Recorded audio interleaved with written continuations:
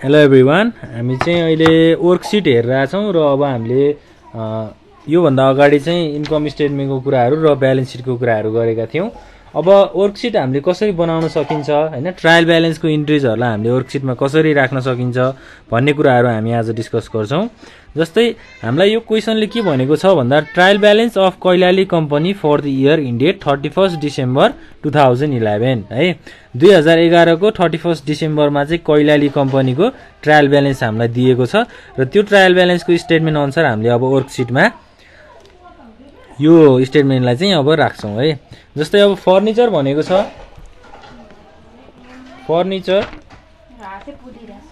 Furniture भनेको trial ब्यालेन्सको debit साइडमा हुन्छ, हामीले डेबिटमै राख्नुपर्ने हुन्छ। जस्तै नम्बर 1 मा फर्निचर अब ट्रायल ब्यालेन्सको अनुसार पहिला हामीले क्वेसन्सहरू लेख्नु पर्यो। 20,000 डेबिटमा, त्यसै गरी डेप्टर्स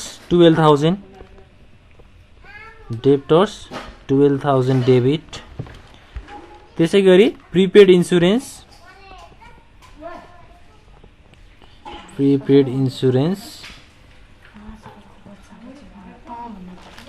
डेबिटमा हुन्छ हैन।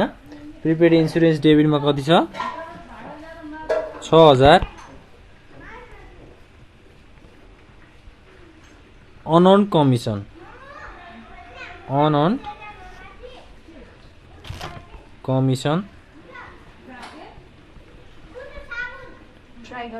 क्रेडिटमा 3,000। त्यसै गरी पर्चेज भनेको डेबिट भयो हैन। कुनै पनि सामान पर्चेज गरिसकेपछि त्यो के हुन्छ? डेबिट हुन्छ, डेबिटमा 6,000। त्यसै गरी ओपनिङ स्टक पनि के हुने भयो? डेबिट हुने भयो, जुन चाहिँ हाम्रो ट्रायल ब्यालेन्सको डेबिट साइडमा हुन्छ। ओपनिङ स्टक कति छ? 2,000। त्यसै गरी क्यास इन ह्यान्ड भनेको क्यास इन ह्यान्ड हैन, यो पनि एउटा एसेट्स हो, यसलाई एसेट्स भनेर भन्न सक्छौँ। एसेट्सलाई हामीले डेबिट साइडमा इन्ट्री गर्छौँ 18,000। त्यसै गरी अरू के छ त? अब क्रेडिटर्स भनेको क्रेडिट साइडमा हुने भयो, क्रेडिट साइडमा 8,000। सेयर क्यापिटल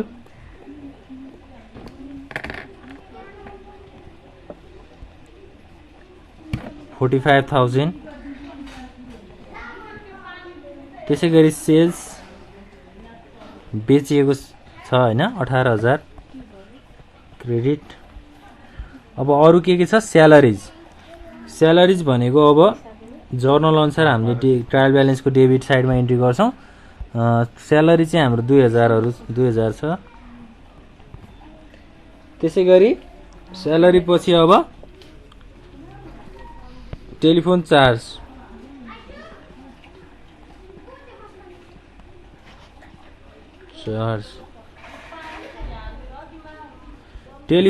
चाहिँ 1,000 रुपियाँ है।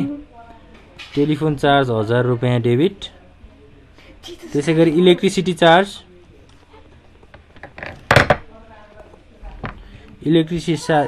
चार्ज पनि 5,000 डेबिट। र लास्टमा हाम्रो के छ? रेन्ट एक्सपेन्सेस भनेको भाडाको लागि खर्च, रेन्ट एक्सपेन्सेस डेबिट 2,000। ल, यो चाहिँ हाम्रो ट्रायल ब्यालेन्स अनुसार दिएको स्टेटमेन्टहरू। अब हामीले के गर्नुपर्छ? एडजस्टमेन्टमा के कुराहरू दिएको छ एडिसनल इन्फर्मेसनमा, त्यो कुराहरूलाई एडजस्ट गर्नुपर्छ। एडजस्ट गर्नको लागि हाम्रो एडजस्टमेन्ट कोलम छुट्टै छ, त्यो एडजस्टमेन्ट कोलममा त्यो अमाउन्टहरूलाई हामीले फिल गर्छौँ। पहिला अब यहाँ एडिसनल इन्फर्मेसन अथवा एडजस्टमेन्ट भनेर लेख्नु पर्यो। एडजस्टमेन्टको नम्बर 1 मा छ क्लोजिङ स्टक। त्यसै गरी इन्सुरेन्स एक्सपेन्सेस, इन्सुरेन्सको लागि खर्च भएको छ। त्यसै गरी 3rd नम्बरमा छ डेप्रिसिएसन, 4th नम्बरमा छ कमिसन इन्कम,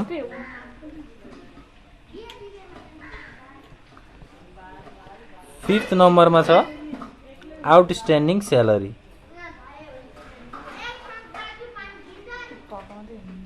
ल अब क्लोजिङ स्टकलाई हामीले एडजस्टमेन्ट साइडको डेबिट र क्रेडिट दुईटै साइडमा इन्ट्री गर्छौँ। क्लोजिङ स्टकलाई एडजस्टमेन्ट कोलमको डेबिट साइड र क्रेडिट साइड। डेबिटमा 4000, क्रेडिटमा 4000। त्यसै गरी इन्सुरेन्स एक्सपेन्सेस छ हैन। Prepaid insurance, expiration of prepaid insurance कति छ? 2000। प्रिपेड इन्सुरेन्सलाई हामीले एडजस्टमेन्टको चाहिँ डेबिट साइडमा 2000 र इन्सुरेन्स एक्सपेन्सेसलाई हामीले अब माथि ट्रायल ब्यालेन्सको अनुसार हामीले प्रिपेड इन्सुरेन्स भनेर छ। प्रिपेड इन्सुरेन्स 6000 डेबिटमा छ। यसलाई हामीले क्रेडिट साइडको प्रिपेड इन्सुरेन्सको क्रेडिट साइडमा 2000 भनेर इन्ट्री गर्छौँ। अब जस्तै हामीले एडजस्टमेन्टमा हामीले डेबिट साइडमा इन्सुरेन्स एक्सपेन्सेसलाई राख्छौँ भने माथि के गर्छौँ त प्रिपेड इन्सुरेन्ससँग घटाउँछौँ है।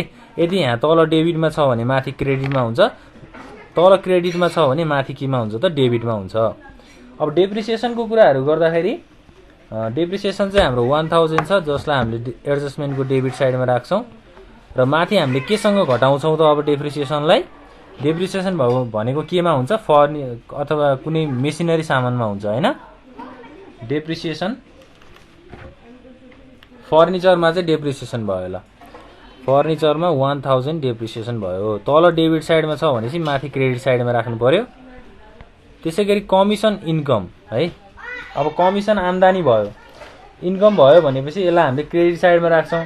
ट्रायल ब्यालेन्सको हामीले अब कुनै पनि इन्कम भयो भने त्यसलाई क्रेडिट साइडमा राख्ने भनेर भनेका छौँ। 9000 भन्यो है। 9000 लाई क्रेडिट साइडमा राख्नु पर्यो। सरी 900, 9000 हैन 900 है। अब माथि के भनेको छ? अनअर्न कमिसन भनेको छ है। अनअर्न कमिसनसँग हामीले के गर्नु पर्यो? अब कमिसन इन्कमलाई चाहिँ डेबिट गर्नु पर्यो। एडजस्टमेन्टको डेबिट साइडमा 900। त्यसै गरी आउटस्ट्यान्डिङ स्यालेरी। अब आउटस्ट्यान्डिङ स्यालेरी भनेको स्यालेरी तिर्न बाँकी, यसलाई हामीले क्रेडिट साइडमा लेख्छौँ 500 र माथि स्यालेरीसँग के गरिदिन्छौँ? डेबिट गरिदिन्छौँ। स्यालेरी भनेको कति छ? 2000 छ। 2000 प्लस 500 डेबिटमा 500 गर्नु पर्यो। यसरी चाहिँ हामीले एडजस्टमेन्टको स्टेटमेन्टहरूलाई रेकर्ड गर्छौँ। अब ट्रायल ब्यालेन्स र एडजस्टमेन्टबाट क्यालकुलेसन गरेर अथवा एडिसन सब्ट्र्याक्सन गरेर एनालाइज भएको अमाउन्टहरूलाई हामीले केमा इन्ट्री गर्छौँ? एडजस्टेड ट्रायल ब्यालेन्स है। नाम नै एडजस्टेड छ। सबै एडजस्टमेन्टहरूलाई एडजस्ट गरिसकेपछि फाइनल अमाउन्टलाई एडजस्टेड ट्रायल ब्यालेन्सको कोलममा लेख्छौँ। जस्तै अब फर्निचरमा डेबिटमा 20000 छ, यता एडजस्टमेन्टको क्रेडिटमा 1000 छ भनिसकेपछि 20000 माइनस 1000 गर्नु पर्यो, 19000 हुन्छ। अब डेप्टर्समा 12000 छ है। डेप्टर्समा 12000 एज इट इज हुने भयो। प्रिपेड इन्सुरेन्सको डेबिट साइडमा 6000 छ र एडजस्टमेन्टको क्रेडिटमा 2000 छ भनिसकेपछि के गर्नु पर्यो? यसलाई माइनस गर्नु पर्यो, 4000 हुन्छ टोटल। त्यसै गरी अनअर्न कमिसन क्रेडिट साइडमा 3000 छ, डेबिट साइडमा 900 छ भनिसकेपछि अब हाम्रो के हुने भयो त? अनअर्न कमिसनमा 3000 माइनस 900 भनेको 2100 हुन्छ। 2100 लाई हामीले क्रेडिट साइडमा इन्ट्री गर्छौँ है। त्यसै गरी अरू के छ त? अब पर्चेज भनेको कुनै पनि सामान किनेको छ है। पर्चेजमा कुनै पनि एडजस्टमेन्टहरू छैन, यसलाई हामीले एज इट इज लेख्न सक्छौँ 6000। त्यसै गरी ओपनिङ स्टक पनि एज इट इज हुन्छ। क्यास इन ह्यान्ड पनि एज इट इज 18000 भयो। क्रेडिटर्स 8000 एज इट इज भयो। सेयर क्यापिटल पनि हाम्रो 45000। सेल्स 18000। ल अब टेलिफोन स्यालेरिजको कुराहरू है। अब स्यालेरिजमा 2000 स्यालेरी डेबिट छ र यतापट्टि हाम्रो एडजस्टमेन्टमा 500 रुपियाँ पनि डेबिटमा छ भनेपछि 2000 प्लस 500 भनेको 2500 डेबिटमा भयो स्यालेरी है। त्यसै गरी अब टेलिफोन चार्ज 1000 रुपियाँ छ, डेबिट नै हुने भयो। त्यसै गरी इलेक्ट्रिसिटी चार्ज 5000 डेबिट र रेन्ट एक्सपेन्सेस 2000 डेबिट। एडजस्टमेन्टमा हामीलाई रेन्टको कुराहरू दिएको छैन है, त्यो भनेपछि हामीले त्यो रेकर्ड गर्नु परेन। अब एडजस्टेड ट्रायल ब्यालेन्स पनि भयो है एडजस्टमेन्टमा। अब तल एडजस्टमेन्टको अमाउन्टमा के गरिएको छ, जस्तै यहाँ डेबिटमा छ भनेपछि यसलाई डेबिटमै इन्ट्री गर्नु पर्यो। त्यसै गरी 2000 यहाँ हुने भयो, 1000 डेप्रिसिएसनको, 900 कमिसन इन्कम, आउटस्ट्यान्डिङ स्यालेरी 500। ल अब हामीले इन्कम स्टेटमेन्ट बनाउनु पर्यो है। इन्कम स्टेटमेन्ट भनेर हामीले योभन्दा अघिल्लो क्लासहरूमा पनि डिस्कस गरिसकेका छौँ। इन्कम स्टेटमेन्टमा चाहिँ जस्तै हामीले profit and loss appropriation account भनेर भनेका थियौँ। प्रफिट एन्ड लसमा चाहिँ अब के हुन्थ्यो त, सबै इन्डाइरेक्ट एक्सपेन्सेसहरू हामीले रेकर्ड गर्छौँ भनेर भनेका थियौँ। इन्कम स्टेटमेन्टमा अब फर्निचर भनेको त एसेट्स हो, यसलाई हामीले ब्यालेन्स सिटको डेबिट साइडमा इन्ट्री गर्छौँ हैन सम्पत्तिलाई। त्यसै गरी डेप्टर्स पनि ब्यालेन्स सिटको डेबिट साइडमा हुन्छ। प्रिपेड इन्सुरेन्स पनि हाम्रो डेबिट साइडमा हुन्छ 4000। अब हामीले यहाँको अमाउन्टलाई नहेरिकन एडजस्टेड ट्रायल ब्यालेन्समा कस्तो खालको अमाउन्टहरू छ त्यो भेरिएसन भएर आएको अमाउन्टलाई चाहिँ इन्कम स्टेटमेन्ट र ब्यालेन्स सिटमा रेकर्ड गर्छौँ। अब अनअन कमिसन भनेको के हो त, यो चाहिँ लायबिलिटिज हो है, यसलाई लायबिलिटिजमा इन्ट्री गर्छौँ। अनअन कमिसन कति छ, 2100 रुपियाँ चाहिँ ब्यालेन्स सिटको क्रेडिट साइडमा हुन्छ। त्यसै गरी पर्चेज भनेको 6000, पर्चेजलाई हामीले इन्कम स्टेटमेन्टको डेबिट साइडमा इन्ट्री गर्छौँ हैन। त्यसै गरी यो चाहिँ इन्डाइरेक्ट एक्सपेन्सेस हो, त्यही भएर ओपनिङ स्टकलाई पनि हामीले इन्कम स्टेटमेन्टको डेबिट साइडमा इन्ट्री गर्छौँ। इन्कम स्टेटमेन्टलाई हामीले के पनि भन्न सक्छौँ भनेर भनेका थियौँ, ट्रेडिङ अथवा प्रफिट एन्ड लस अकाउन्ट हुन्छ भनेर भनेका थियौँ है। अब ट्रेडिङ अकाउन्टमा सबै डाइरेक्ट एक्सपेन्सेस डाइरेक्ट खर्चहरूलाई हामीले रेकर्ड गर्छौँ भनेर भनेका थियौँ। Profit and loss अकाउन्टमा indirect expenses अथवा इन्कमलाई रेकर्ड गर्छौँ भनेर भनेका थियौँ। अब क्यास इन ह्यान्ड भनेको के हो, एसेट्स हो। एसेट्सलाई हामीले ब्यालेन्स सिटको डेबिट साइडमा इन्ट्री गर्छौँ। क्रेडिटर्स भनेको लायबिलिटिज भयो, हाम्रो ब्यालेन्स सिटको क्रेडिट साइडमा भयो। सेयर क्यापिटल भनेको पनि लायबिलिटिज हो। त्यसै गरी अब सेल्स भनेको इन्कम स्टेटमेन्टको क्रेडिट साइडमा हुन्छ। सेल्स हाम्रो 18000 छ, 18000लाई इन्कम स्टेटमेन्टको क्रेडिट साइडमा रेकर्ड गर्नु पर्यो। त्यसै गरी स्यालेरी भनेको अब इन्डाइरेक्ट एक्सपेन्सेस हो, स्यालेरीलाई हामीले इन्कम स्टेटमेन्टको डेबिट साइडमा 2500 भयो, 2500 है 2500। ल त्यसै गरी अब टेलिफोन चार्ज भनेको पनि हाम्रो इन्कम स्टेटमेन्टको डेबिट साइडमा हुन्छ 1000। त्यसै गरी इलेक्ट्रिसिटी 5000। रेन्ट एक्सपेन्सेस भनेको पनि इन्डाइरेक्ट खर्च हो, जसलाई हामीले इन्कम स्टेटमेन्टको डेबिट साइडमा इन्ट्री गर्छौँ। ल अब तलको हाम्रो एज इट इज हामीले लेख्न सक्छौँ, जस्तै क्लोजिङ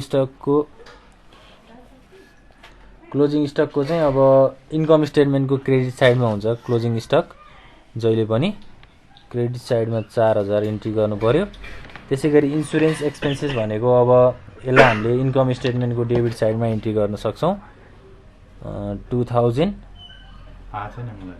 है। त्यसै गरी डेप्रिसिएसन कति छ, 1000 छ है। डेप्रिसिएसनलाई हामीले इन्कम स्टेटमेन्टको डेबिट साइडमा 1000 भनेर भन्छौँ। त्यसै गरी कमिसन इन्कम भनेको इन्डाइरेक्ट इन्कम हो, कमिसन इन्कमलाई हामीले इन्डाइरेक्ट इन्कम भन्छौँ। इन्डाइरेक्ट इन्कमलाई हामीले इन्कम स्टेटमेन्टको क्रेडिट साइडमा रेकर्ड गर्छौँ। त्यसै गरी आउटस्ट्यान्डिङ स्यालेरी भनेको के हो त, ब्यालेन्स सिटको लायबिलिटिजमा हुन्छ। कति छ त अमाउन्ट, 500 रुपियाँ। ल यो चाहिँ एउटा वर्कसिट हो। वर्कसिटले चाहिँ लगभग हाम्रो 12 मार्क्स जति कभर गरेको हुन्छ है। यसलाई चाहिँ एकदम इम्पोर्टेन्ट मान्नु होला र हामीलाई इक्जामहरूमा पनि सोधिरहेको हुन्छ। अब हामीले के गर्नुपर्ने हुन्छ त भन्दा नेट प्रफिट क्याल्कुलेट गर्नुपर्ने हुन्छ है। वर्कसिटले हामीलाई के दिन्छ त, नेट प्रफिट दिन्छ। नेट प्रफिट हामीले प्रफिट एन्ड लस अकाउन्टबाट पनि क्याल्कुलेट गर्थ्यौँ। नेट प्रफिट भनेको अब इन्कम स्टेटमेन्टबाट आउने कुराहरू हो। जस्तै इन्कम स्टेटमेन्टमा चाहिँ अब के छ त, डेबिट र क्रेडिट साइडहरूलाई हामीले इक्वल गर्नुपर्छ। पहिला हामीले डेबिटमा कति छ त्यो हेरौँ।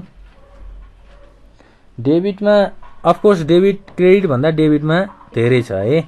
जस्तै 18000 प्लस 4000 भनेको के हो, 22000 प्लस 900 भनेको 22,900 भयो टोटल। अब डेबिट साइडमा पुग्दैन अमाउन्ट। डेबिट साइडमा कति पुग्दैन त भन्दा 1400 रुपियाँ पुग्दैन। 1400 रुपियाँ भनेको अब के भयो त यहाँ नेट प्रफिट भयो है। इन्कम स्टेटमेन्टमा के कुराहरू रेकर्ड गर्छौँ भनेर भनेका थियौँ त इन्डाइरेक्ट खर्चहरू र इन्डाइरेक्ट इन्कमहरू है। जस्तै नदेखिने खर्च र नदेखिने इन्कमहरूलाई हामीले त्यहाँ रेकर्ड गर्छौँ। अब खर्च र इन्कमलाई मेजर गरिसकेपछि जस्तै अब इन्कम कति भयो, आम्दानी कति भयो र खर्च कति भयो त्यसलाई रिड्युस गरिसकेपछि हाम्रो के आउँछ, एक्चुअल नेट प्रफिट आउँछ। नेट प्रफिट भनेर हामीले 1400 रुपियाँ चाहिँ क्यालकुलेट गऱ्यौँ। अब यसको टोटल गर्दाखेरि कति हुने भयो, ब्यालेन्स सिटको डेबिट र क्रेडिट इक्वल आउनु पर्यो 57,000 आउँछ। यहाँ पनि 57,000 भयो। त्यसै गरी अब इन्कमको स्टेटमेन्टमा यहाँ 22,900 भयो। यहाँ पनि 22,900 भयो। त्यसै गरी एडजस्टेड ट्रायल ब्यालेन्समा डेबिट र क्रेडिट साइडलाई हामीले के गर्नु पर्यो, इक्वल गर्नु पर्यो। यसको टोटल अमाउन्ट 78,500 है। 78,500 डेबिट र क्रेडिट साइडमा हुने भयो। त्यसै गरी अब एडजस्टमेन्टमा कति हुने भयो, 8,400 डेबिटमा, 8,400 क्रेडिटमा। र अब हाम्रो माथि ट्रायल ब्यालेन्सको टोटल त हामीलाई थाहा छँदै नै छ 74,000 डेबिटमा, 74,000 चाहिँ क्रेडिटमा। यसरी हामीले वर्कसिटहरूलाई ट्रायल ब्यालेन्सको स्टेटमेन्टलाई चाहिँ वर्कसिटमा प्रेजेन्ट गर्छौँ।